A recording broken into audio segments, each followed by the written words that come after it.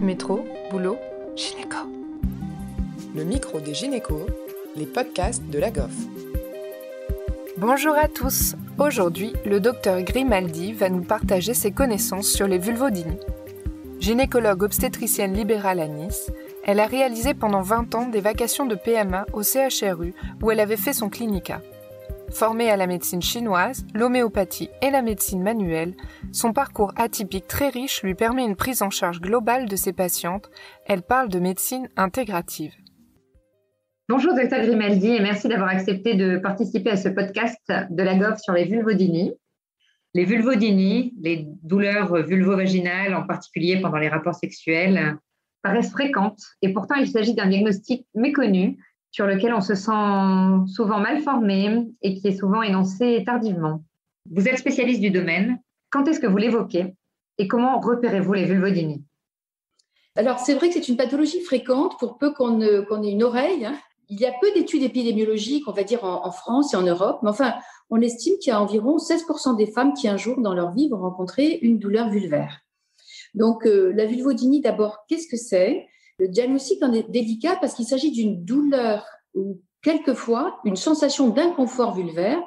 Et la définition de la Société internationale de pathologie vulvaire dit, voilà, c'est un inconfort vulvaire ressenti le plus souvent un type de brûlure qui survient en l'absence de cause dermatologique infectieuse évidente ou de cause neurologique évidente. Ce qui veut dire qu'il y aura quand même un examen clinique, bien entendu, et une recherche d'autres causes dermatologiques ou neurologiques. Mais la plupart du temps, la vulvodynie, elle est essentielle. C'est-à-dire que l'examen clinique va être peu informatif, les examens complémentaires vont être peu informatifs, et donc le diagnostic sera un diagnostic clinique.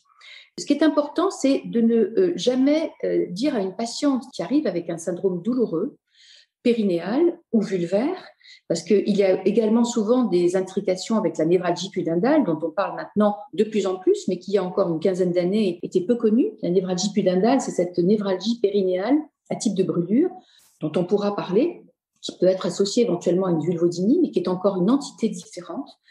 Souvent, les examens complémentaires et l'examen clinique sont vraiment peu informatifs. Et beaucoup de médecins et de gynécologues ont eu tendance à dire à ces femmes, écoutez, vous n'avez rien, c'est dans votre tête. Et comme ces douleurs, les vulvodynies surviennent bien sûr dans la zone vulvaire et qu'elles sont souvent associées à une dyspareunie, c'est souvent les circonstances de découverte, c'est-à-dire les douleurs d'intromission au niveau des rapports sexuels. Beaucoup de patientes se sont entendues dire c'est probablement un problème psychologique, un problème de stress, peut-être un problème d'entente avec votre partenaire. Allez voir le sexologue, allez voir votre psychologue. Et ce genre de réponse est souvent destructeur pour les patients qui mettent en doute leur douleur alors qu'elles ont un symptôme réellement perçu. Donc, quand on est face à une douleur que l'on ne comprend pas, il faut ne jamais dire « écoutez, vous n'avez rien ». Il faut dire « j'entends votre douleur ». L'examen clinique, je ne vois rien. Les examens complémentaires sont tout à fait rassurants, mais j'entends que vous avez une douleur, je vais vous accompagner. Je n'ai peut-être pas la compétence, mais on va trouver et je vais vous accompagner. C'est fondamental. Voilà. Dans quelles circonstances est-ce qu'on peut faire le diagnostic ? C'est une douleur vulvaire, donc dans la zone ressentie dans la zone du vestibule, dans toute la zone vulvaire, à type de brûlure, de tiraillement, qui persiste depuis plus de 3 mois. Voilà la définition. D'accord. Et devant ce type de douleur typique des vulvodynies, disons qui dure au moins 3 mois, est-ce que vous suggérez de réaliser des examens complémentaires? Et si oui, lesquels? Alors, les examens complémentaires, on est quand même des praticiens, il faudra toujours pratiquer, bien entendu, un prélèvement vaginal, et j'y reviendrai.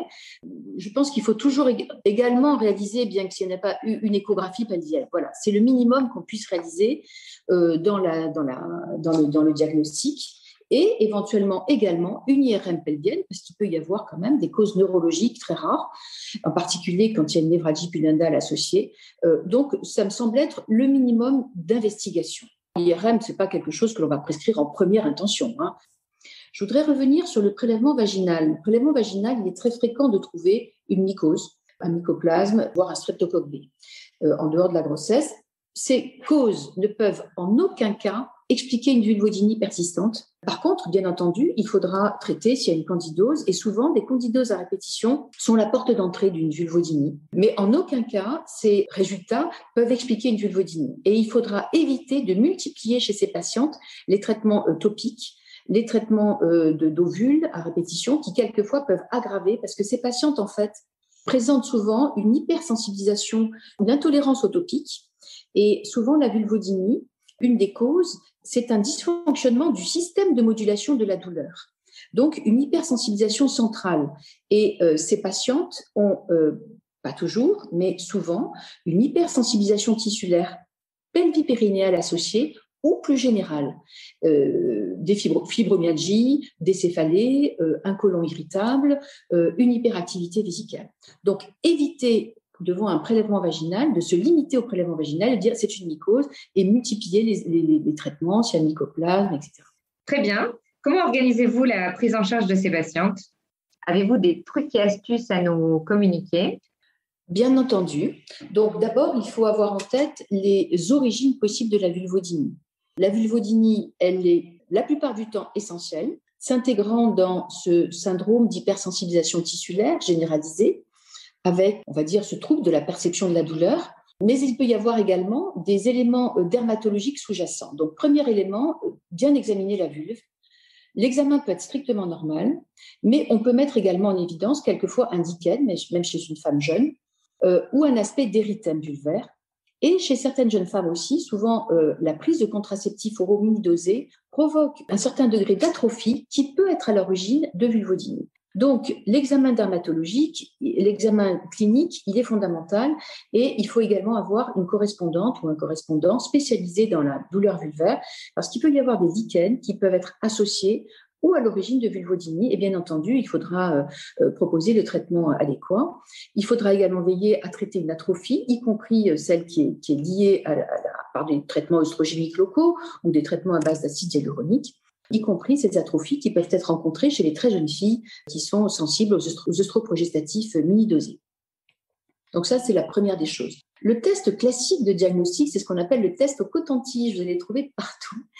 Alors, on n'a pas besoin d'un coton-tige pour faire ce test. C'est une douleur, en fait, qui est retrouvée à la pression douce de l'abouchement des glandes de Bartholin.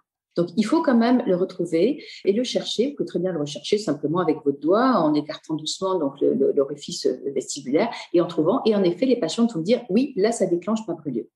Cette brûlure, elle peut être uniquement vestibulaire. Ça peut être également une vestibulodynie généralisée avec quelquefois des douleurs également urétrales qui peuvent, bien entendu, très gênantes lors des rapports. Donc, l'examen dermatologique, il est fondamental parce qu'il faut toujours trouver des lésions dermatologiques associées qui vont aggraver la vulvodynie. Deuxièmement, ces patientes ont très souvent, donc je l'ai dit, une dyspareunie associée et elles vont avoir ce qu'on appelle un syndrome myofascial périnéal associé, c'est-à-dire elles vont avoir une contracture périnéale sous-jacente. Je les détaille énormément dans mon livre et ça, c'est une chose qu'on ne nous apprend pas dans les études médicales et qui peut expliquer un grand nombre de douleurs, même en dehors des vulvodynies. Par exemple, ce qui m'a mise en route, moi, c'est les douleurs inexpliquées du postpartum, où les patientes revenaient quelques mois après en disant « je ne peux plus avoir de rapport, mes rapports sont douloureux ». On leur disait « patienter, c'est l'épisiotomie qui est en voie de cicatrisation ». Puis bon, au bout de 2 mois, 3 mois, quand on a fait soi-même l'épisiotomie, que la cicatrisation est parfaite, on comprend bien que l'origine de la dyspareunie n'est pas la cicatrisation, mais autre chose. C'est ça, moi, qui m'a mise en route. Et très souvent, donc ça, il faut apprendre à faire un toucher vaginal, autre qu'un aller-retour. Il faut apprendre tout doucement à explorer les releveurs que l'on perçoit de chaque côté donc du vestibule quand on a avec le toucher vaginal. Et il y a très souvent dans les vulvodynies une contracture, ce qu'on appelle un syndrome myofascial, il y a une contracture des muscles releveurs, des différents faisceaux des releveurs qui est associée, qui peut être responsable de la vulvodynie. Donc, certaines guérisons de vulvodynie sont obtenues en prenant en charge en médecine manuelle ou par kinésithérapie adaptée ce syndrome myofascial. Mais il est pratiquement toujours présent dans la vulvodynie et il faudra savoir le prendre en charge avec des sages-femmes ou kinésithérapeutes formés à la prise en charge de la douleur parce que ce syndrome myofascial peut être un facteur d'entretien de la vulvodynie. C'est un apprentissage, ce n'est pas du tout, c'est un massage qui doit être toujours couplé à la respiration parce que vous savez bien que le facteur neurovégétatif est très important dans la perception de la douleur. Donc, il faut que la patiente apprenne la relaxation et le travail va être en effet un travail à visée de relaxation musculaire avec des techniques qu'on appelle des pressions glissées, des pressions ischémiques qui sont si on veut mettre un terme que tout le monde comprend, un massage. Il peut y avoir également l'utilisation d'électrodes externes chez les patientes chez qui on ne peut pas faire de toucher vaginal, tellement la douleur est importante. Il peut y avoir l'utilisation de radiofréquences également, le système Indiba, qui est maintenant utilisé souvent par les sages-femmes, qui peut, dans un certain nombre de cas, permettre la relaxation musculaire, qui peut contribuer, dans un certain degré, à soulager la vulvodynie, puisque nous restons dans le cadre de la vulvodynie. Donc, dans le cadre des vulvodynies, examen clinique dermatologique, éventuellement correction, on va dire, d'une atrophie, traitement d'un lichen, bien entendu traitement de mycoses, si elles sont présentes, mais qui en aucun cas ne peuvent expliquer une vulvodynie persistante. Je voudrais insister sur le fait, lorsqu'on sent qu'une patiente a une hypersensibilisation et qu'il y a une mycose associée, toujours utiliser des traitements Péros et arrêter la prescription itérative d'ovules qui peut provoquer une altération de la flore locale, vaginale. Donc, privilégier des traitements Péros lorsque vous sentez qu'une patiente vous dit le mycostère me brûle, tous les traitements topiques me brûlent. Donc, à part l'examen, la prise en charge dermatologique, je vous l'ai dit, la prise en charge d'un syndrome myofascial sous-jacent, du contracture, qui est presque toujours présente. Troisièmement, il faut identifier quand même les facteurs de survenue de ces vulvodynies. La plupart du temps, ce sont des jeunes femmes, mais ça peut survenir à n'importe quel âge de la vie. Vous pouvez avoir des patientes à la ménopause. Vous pouvez avoir des patientes qui, dans les suites d'une prise en charge d'un cancer du sein, après des chimiothérapies, vous avez d'authentiques vulvodynies qui peuvent survenir, qui sont liées probablement à l'atrophie, mais quelquefois aussi à une modification de cette perception douloureuse.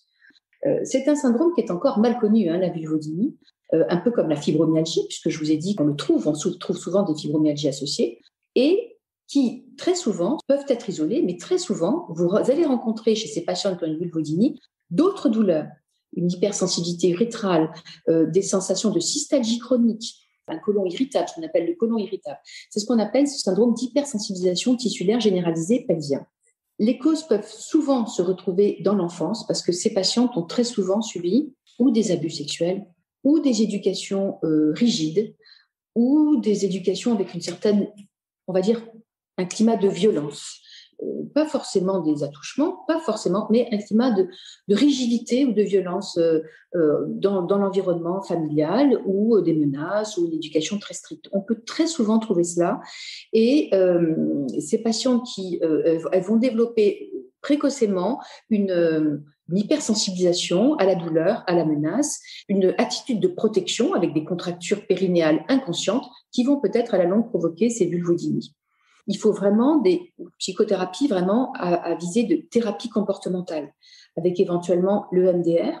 Ce qu'on appelle l'EMDR, c'est une technique de mouvement oculaire alternatif qui est très utilisée lorsqu'il y a des traumatismes, des accidents, des deuils. On l'a beaucoup utilisé à Nice, puisque je suis à Nice, à cause de l'attentat sur la promenade des Anglais, il y a quelques années. L'hypnose peut également aider, la sophrologie, la relaxation, l'apprentissage de la respiration. Tous ces éléments agissent sur le système neurovégétatif, donc désactivent en partie la douleur. Et ils sont très importants. Donc cette prise en charge des vulvodynies, elle doit être, on va dire, elle se fait en réseau. Parce qu'un autre élément très important, je voudrais parler d'éléments complémentaires, qui sont les éléments, la prise en charge de la douleur neuropathique. Ces patientes, il faut les accompagner donc par des traitements locaux, éventuellement l'application de xylocaïne à 2% ou 5% en automassage, qui va diminuer la douleur, mais également par des traitements de la prise en charge, on va dire, par voie générale. Un des premiers outils qu'on utilise, c'est le Laroxyl, qui est un antidépresseur, mais qu'on utilise à très petite dose et qu'on peut toujours proposer aux patientes en leur expliquant.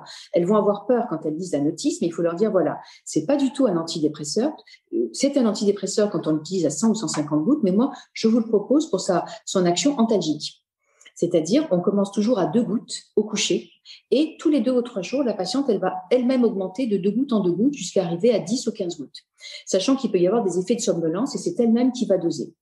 Donc, c'est le premier outil et il peut y avoir une prescription pour 2, 3 mois, 4 mois en expliquant à la patiente qu'elle va pouvoir elle-même diminuer cette prise en charge médicamenteuse en fonction des fluctuations de la douleur. Mais c'est un outil très, très intéressant. Il peut y avoir aussi le Lyrica qui est utilisé également dans la névralgie pudendale. Ça, ce sont des médicaments à visée centrale qui vont désactiver la perception douloureuse. Autre élément quand même qui est très important à connaître pour nous gynécologues, quand il y a des vulvodynies persistants malgré la prise en charge dermatologique, kinésithérapique et avec les traitements, on va dire, les antalgiques, l'injection de toxine botulique est très importante et très intéressante. Elle a une action biorelaxante mais également antalgique. Donc, on fait une injection par voie périnéale au niveau des muscles des différents faisceaux des releveurs, puborectaux, des différents faisceaux des élévateurs amis. Et je voudrais citer aussi également la chirurgie, la vestibulectomie, qui quand même, en fin de parcours, mais qui peut être proposée assez rapidement, mais après avoir utilisé toutes ces techniques, peut être proposée. C'est une vestibulectomie ciblée. C'est un geste assez simple, mais qui doit être bien sûr réalisé par des mains expertes, qui est une résection de la zone vestibulaire douloureuse avec une petite plastie de glissement vaginal. Alors, à l'œil nu, après, il faut rassurer les patientes, le partenaire n'y verra rien. Et ça permet souvent une reprise des rapports très satisfaisante dans près de 80-90% des cas, avec très très peu d'effets secondaires. Alors, quand il s'agit d'une patiente avec une hypersensibilisation très importante, il ne faut jamais la pratiquer d'emblée. Il faut désactiver la douleur avant de pratiquer cette chirurgie, mais il ne faut pas, en avoir peur, ni la patiente. Ça peut être un outil qui peut accompagner la patiente dans cette prise en charge. Donc, ça s'appelle une vestibulectomie en nu, qui est limitée. C'est une vestibulectomie en croissant qui enlève quelques millimètres de cette muqueuse vestibulaire douloureuse et avec un recouvrement, après une petite plastie, par la zone vaginale, le vagin n'ayant pas du tout la même innervation et la perception douloureuse n'est pas du tout la même au niveau du vagin.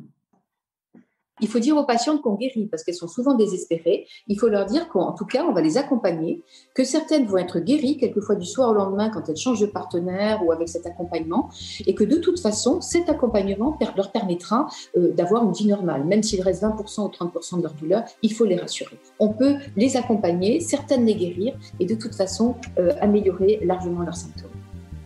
On remercie chaudement le Dr Grimaldi et Océane Pêcheux pour cet entretien. Pour en savoir plus, je vous invite à vous procurer le livre du Dr Grimaldi sur le périnée féminin douloureux intitulé Le fil d'Ariane, publié chez Soran Médical. Merci à tous de nous avoir écoutés aujourd'hui. Rendez-vous la semaine prochaine pour un nouvel épisode. Vous retrouverez toutes les ressources et références de ce podcast dans la description. Et surtout, n'hésitez pas à vous abonner à la chaîne, à lui accorder 5 étoiles, voire même à en parler autour de vous. Métro, boulot, gynéco.